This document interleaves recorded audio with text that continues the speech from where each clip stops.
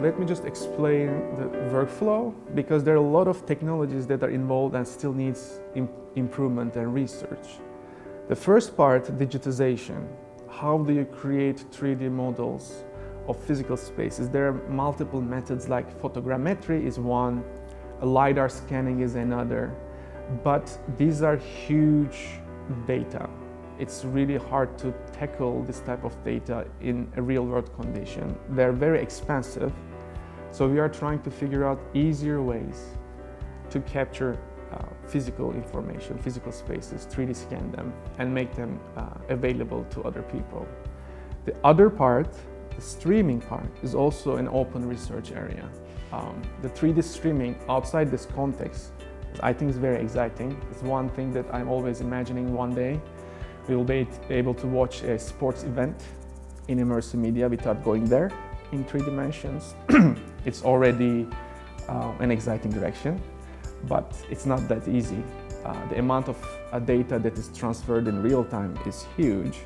So we are also looking for ways to compress information so that we can transfer that in a remote place.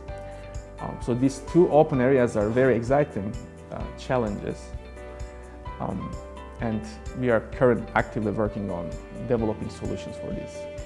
And we thought, also, this is not just entertainment.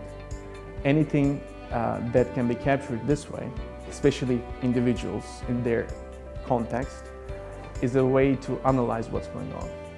So even if you're not interested in watching a game, I think you should, but if you're not interested in that type of thing, this data will be useful for you if you're doing some analysis, like sport analysis is one thing, or analyzing how the field workers are working and interacting in a factory or outside in a construction.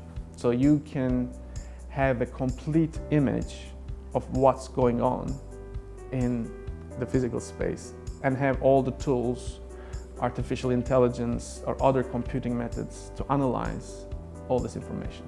Third one would be more humanities oriented. We are in the School of Architecture, and most of my students are interested in adding their perspective, their subjective interpretation into places they are investigating or designing.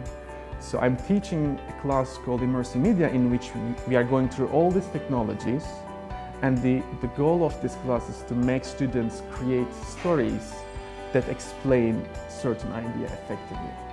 It's also related to learning, but in this case we are using methods of storytelling, putting things in a narrative in space.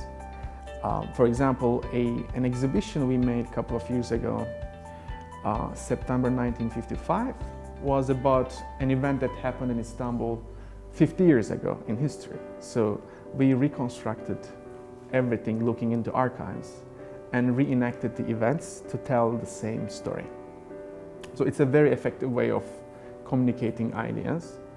And now we have an NEH supported project called Latent Archive. We are specializing historical places depicted in films.